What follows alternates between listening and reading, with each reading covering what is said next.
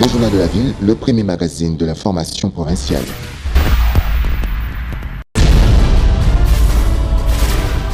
Tout de suite, le journal.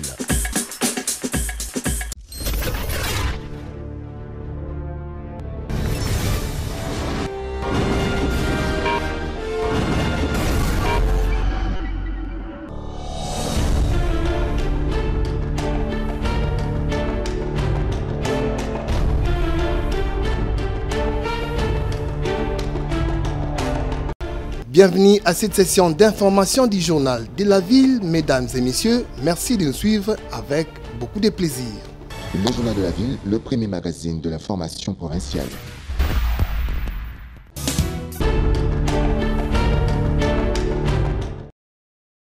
Le nouveau directeur de distribution de Kinshasa de la Société nationale d'électricité SNEL SA, l'ingénieur Zéphirin Kazadi Kalonda, a réuni tous ses collaborateurs opérationnels sur toute l'étendue de la ville-province de Kinshasa en vue de donner des instructions précises sur la marche à suivre pour un service efficient dans la capitale.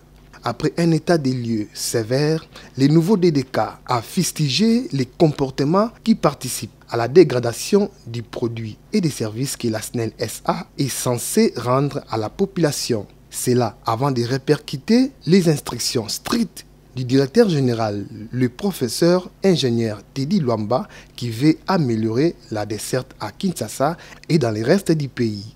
Pour ce faire, chaque collaborateur est appelé à accomplir ses tâches selon les recommandations de l'entreprise, contrôler ses services et s'auto-évaluer. Avec la réhabilitation des machines à Inga et la reprise ainsi que l'amélioration des réseaux haute, moyen et basse tension, la SNEL attend améliorer qualitativement la desserte dans la ville de Kinshasa d'ici décembre. Chaque collaborateur sera évalué par rapport à ses performances. C'est vrai qu'il y a beaucoup de problèmes à Kinshasa, mais cela n'est pas impossible.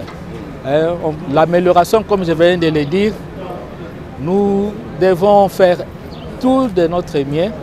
Premièrement, en remettant les gens au travail, c'est conscientiser ce que nous venons de faire aujourd'hui.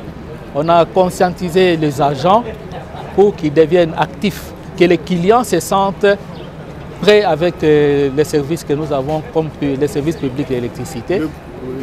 Et après, nous sommes en train de chercher à améliorer les équipements, les installations. Entre autres, il y a la direction générale qui a déjà disponibilisé les moyens pour refaire tout ce qu'il y a comme canalisation en mauvais état dans la ville. Nous sommes là pour essayer de les améliorer. Et puis, nous allons, à côté des canalisations, nous avons à peu près 45 cabines qui sont déjà implantées dans la ville, qui sont en service, mais pas de reprise basse tension. Nous aurons à faire des reprises basse tension sur ces cabines pour limiter ou atténuer les délestages. Parce que dans la ville, nous avons à peu près 1439 cabines. Et sur les 1439 cabines, il y a 467 qui sont sous régime de délestage. En mettant en service les 45 cabines, nous aurons à enlever une très grande partie des délestages pour permettre à ce que ce niveau de délestage-là qui est lié au déficit ou au manque d'énergie dans les cabines soit supprimé dans certains quartiers. La première action que nous allons mener, c'est d'ici décembre. En plus, il faut signaler que les lignes de transport de l'électricité haute tension qui étaient sabotées sont en réparation et les travaux avancent à grands pas. La SNEL étant une entreprise commerciale, l'électricité est un produit commercial et sécurisé. Tous les agents et cadres ont le devoir de participer à son amélioration selon la vision éclairée du chef de l'État, Félix-Antoine Tshisekedi Tshilombo. Éclairer la ville de Kinshasa, la SNEL s'y attelle sans faille.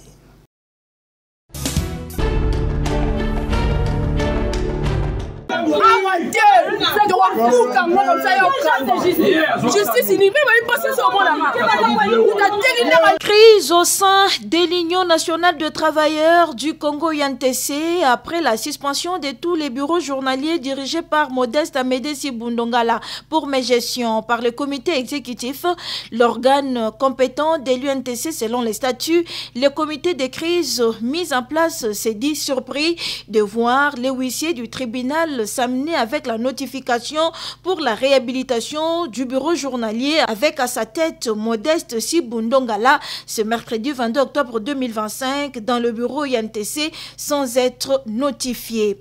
Chose que les membres du syndicat UNTC dénoncent et exigent leur notification. Ils ont pour ce faire empêché Modeste Ndongala Sibou d'accéder au bureau INTC comme le démontrent ces images.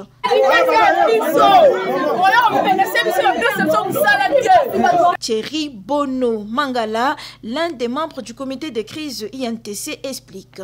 Le dossier se trouve au tribunal.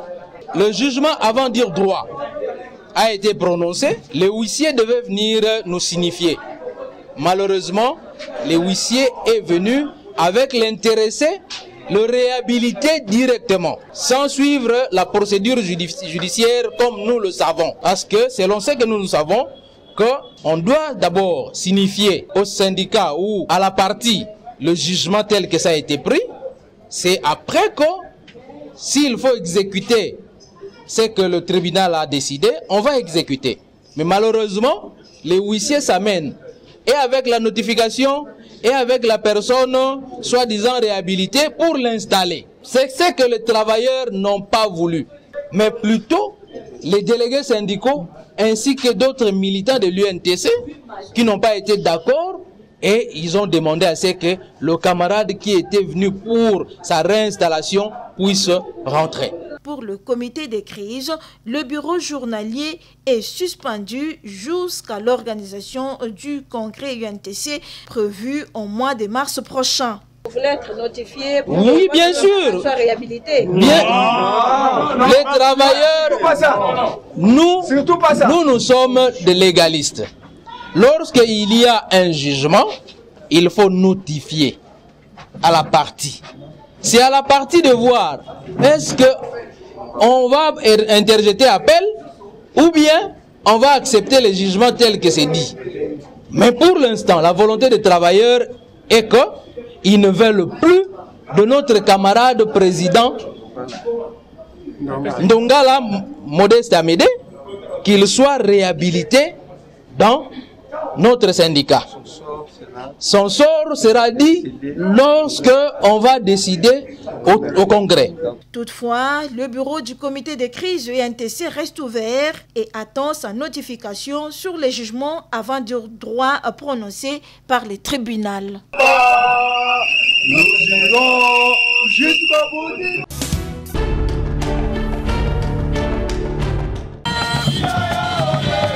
Reliant plusieurs communes de la capitale congolaise, la rocade dans la commune de Mongafula a accueilli du monde ce mardi 21 octobre 2025 grâce au grand entrepreneur de la République démocratique du Congo, le président national de l'ANIPTMC, Zico Mukanga, affectueusement appelé Makila Lumumba, qui a décidé d'accompagner la vision du chef de l'État, Félix Tshisekedi, et d'écrire avec lui l'histoire de ses grands projets en implantant sur cette prestigieuse route son troisième cité appelée Cité Mukanga 3.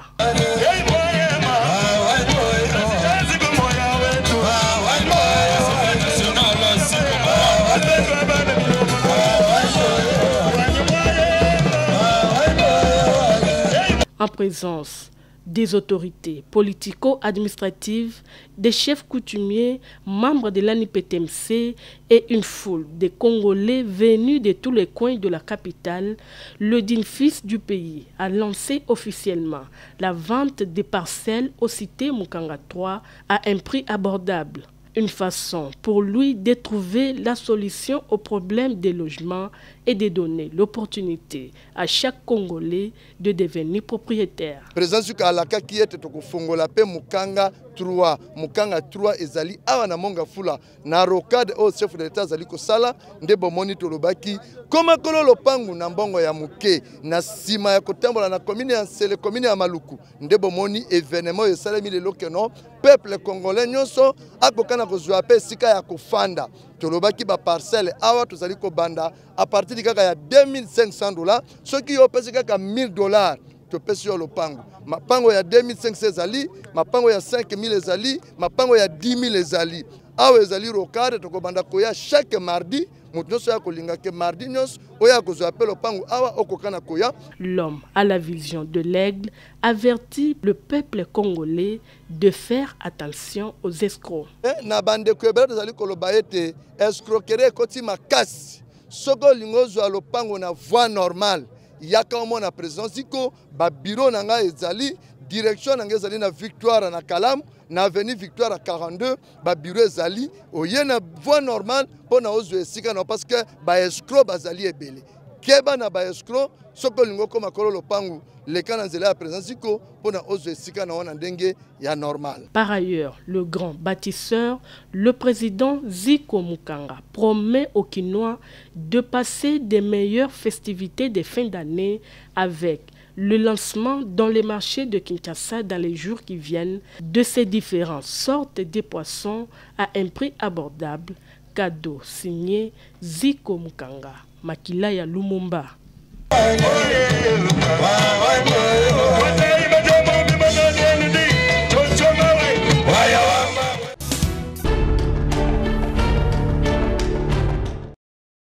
Vodacom Congo dans les Saldras.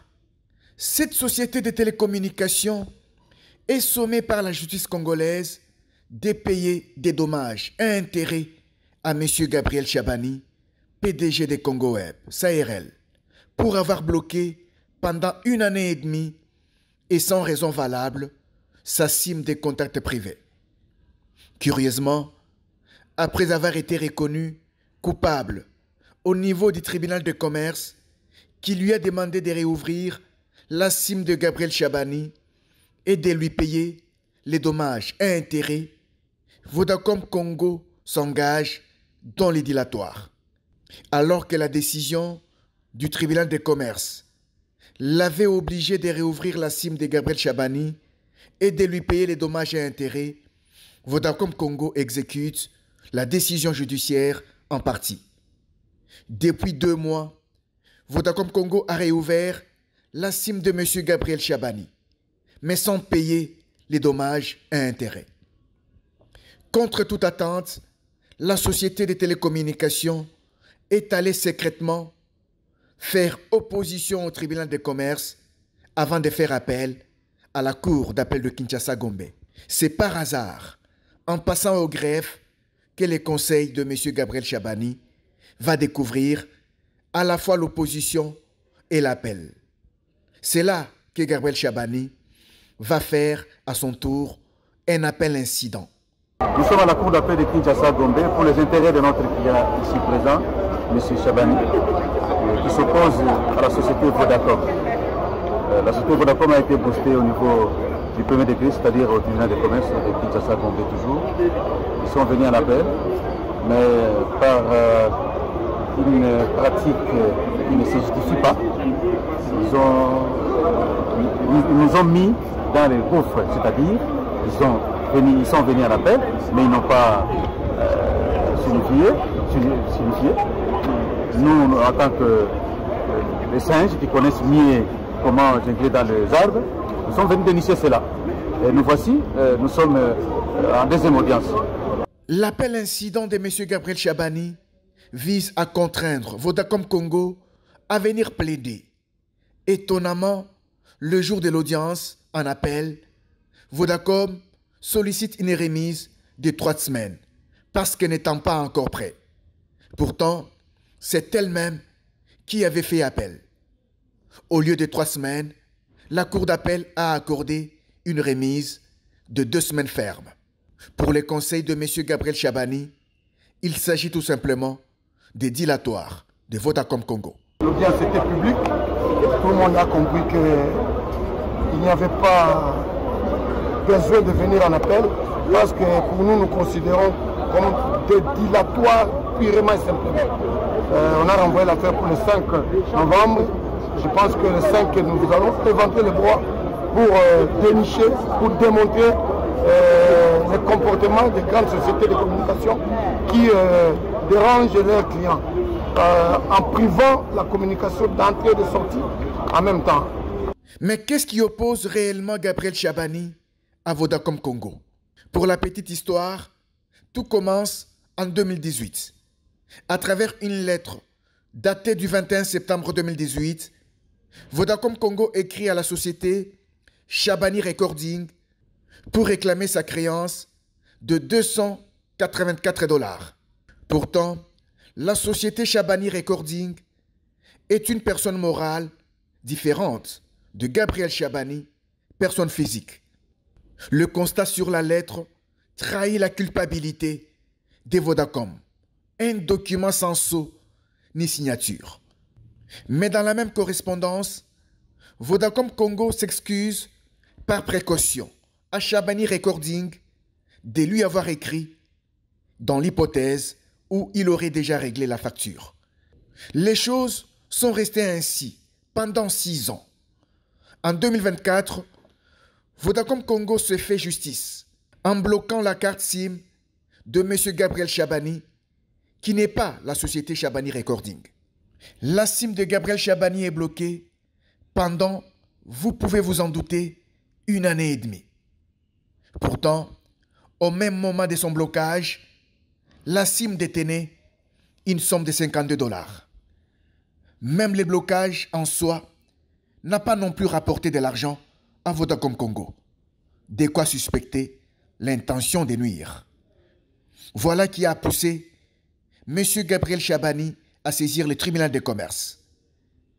Après confrontation entre les deux parties, le tribunal de commerce a jugé Vodacom Congo coupable et l'a sommé de réouvrir la SIM de M. Gabriel Shabani et de lui payer les dommages et intérêts. C'est là que Vodacom Congo s'emploie dans les dilatoires. La prochaine audience à la cour d'appel est fixée au 5 novembre prochain.